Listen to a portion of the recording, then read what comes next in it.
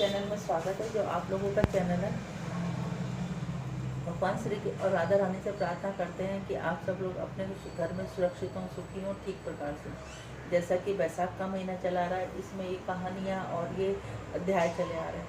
कुछ कारणवश से, कुछ तबीयत खराब होने की वजह से बीच में कुछ गैप आ गया, लेकिन आपको एकादशी से लेकर पूर्णमासी तक पूरा विधि विधान, पूरा क्या करना है क्या नहीं करना, जो लास्ट के 5 दिन हम किस तरीके से नहाएं, वो आपको रेगुलर, वो आपको कथा और कहानियाँ सब मिल जाएंगी।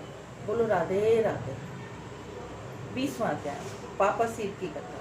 श्रीमन नारायण नारायण नारायण, लक्ष्मी नारायण नारायण नारायण, तुलसी नारायण नारायण नारायण, श्रीमन नारायण नारायण नारायण। हे नाथ नारायण वासुदेवा, हे नाथ नारायण वासुदेवा, श्री कृष्ण गोविंद हरे मुरारी, हे नाथ नारायण वासुदेवा। बोलो राधे राधे। पापा तीर की कथा कुछ इस प्रकार है। श्रुति कीर्ति कहने लगे, हे श्रुतिदेव, बैसाख माह की घटना है। पापा तीर नाम का एक गोदावरी के किनारे स्थित था। गोदावरी नदी के किनारे घने जंगलों के मध्य एक ब्राह्मण जा रहा था। उसके कानों में सोने के कुंडल पहन रखे थे, एक हाथ में कंडी माला थी, दूसरे हाथ में छतरी पकड़ रखी थी। उसी जंगल में एक व्याघ्र था जो चलते यात्रियों को लूट लेता था। व्याघ्र ने ब्राह्मणों पर आक्रमण किया तथा तमाम कीमती सामान छीन लिए। ब्राह्मण रोता बिलखता जाने लगा। व्याघ्र ने देखा कि तेज धूप में ब्राह्मण नंगे पैर जा रहा था। उसके हृदय में दया उमड़ी और अपने जूते उस ब्राह्मण को दे दिए। उस जूते पहनकर ब्राह्मण अपने तमाम कष्ट भूल गया। बोला, हे व्याघ्र, तूने मुझे जूते दान दिए, इस दान से भगवान अति प्रसन्न होंगे।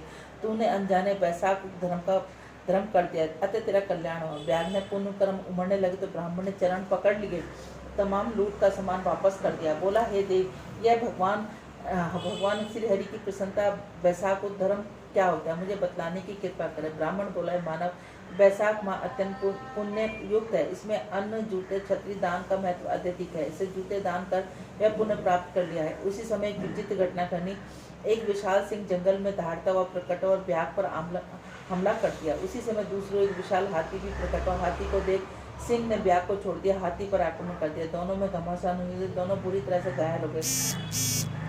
व्याघ्र वह ब्राह्मण के निकट गिर गया। उस समय हाथी व शेर ने भी बैसाख धर्म की कथा सुनी। हाथी व शेर दोनों ही पिछले जन्म में महर्षि के पुत्र थे।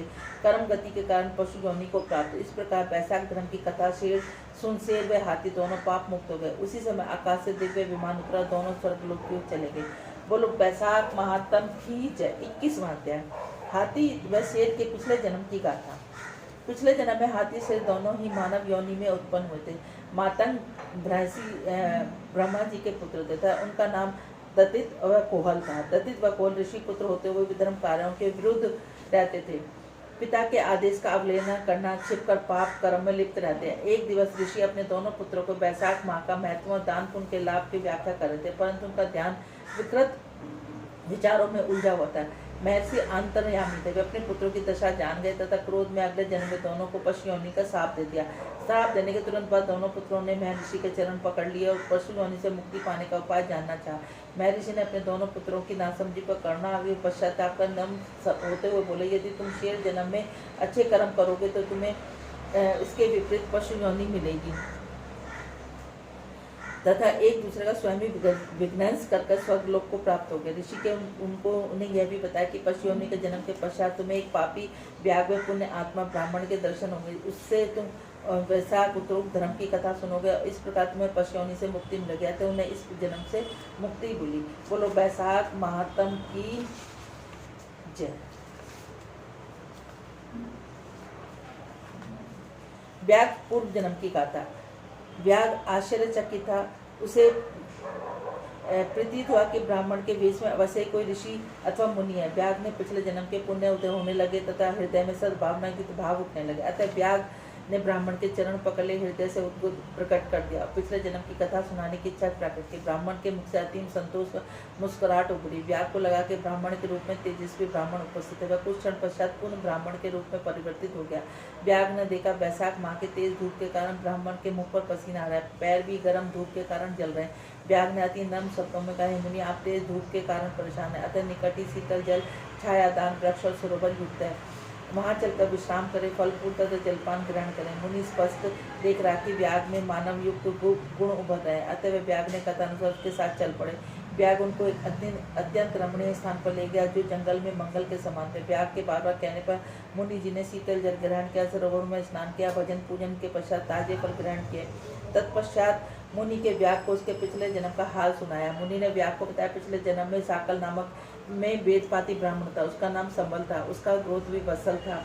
कर्म की गति बचपन से उसका कपटी मित्रों से हो गया, तमाम अवगुणों का समावेश हो गया। यौवन प्राप्त करते करते उसका शरीर दूषित वैश्य कामी हो गया, एक वैश्या को भी घर ले आया। उसका पति सती साध्वी पतिव्रता स्थिति, हृदय में अपने पति के कर्मों को देख दुखी रहती, परंतु मुख से कुछ नहीं कहती, अधिकतम समय प्रभु भक्ति में ही लीन रहती। काल व गति वैश्या की संगति के कारण अनेक गुप्त रोगों से पीड़ित हो गया। एक रात वैश्या अपना तमाम कीमती सामान धन व जेवर इत्यादि लेकर चंपत हो गई। काल की गति के अनुसार से आपसे घृणा लगी और तू अपनी पतिव्रता धर्म पत्नी के क्षमा मांगने लगा। कहने लगा, मैं महापाप हूँ, मैंने अच्छे कुल में जन्म लेने के पश्चात तूने जैसे धर्म पत्नी के साथ दुर्व्यवहार किया था, मैं प्रत्येक जन्मों तक महापापी भागी रहूंगा।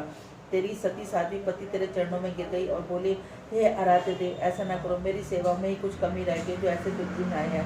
तेरे घर में धन बिल्कुल नहीं है, अतः मेरी पत्नी अपने पियर से धन मंगवा और मैं तुम्हारी सेवा में शुद्धा हो गई।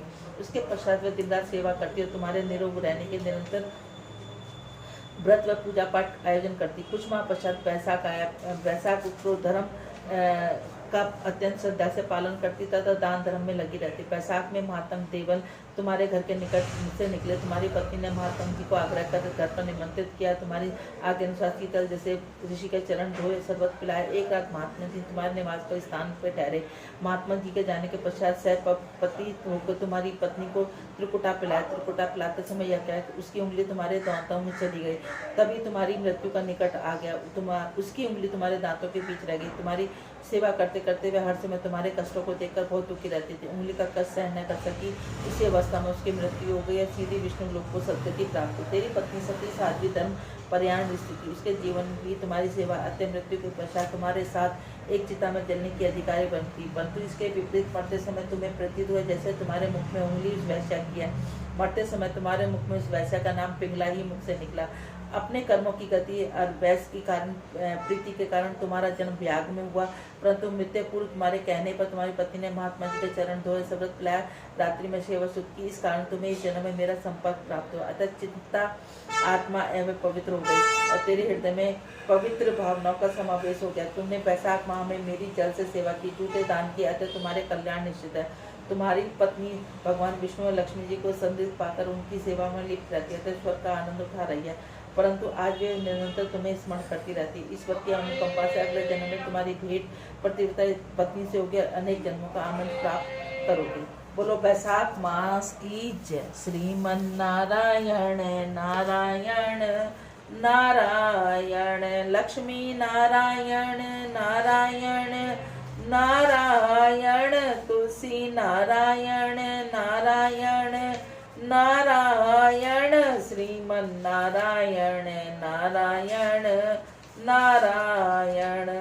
हे नाथ नारायण वासुदेवा, हे नाथ नारायण वासुदेवा, हे नाथ नारायण वासुदेवा।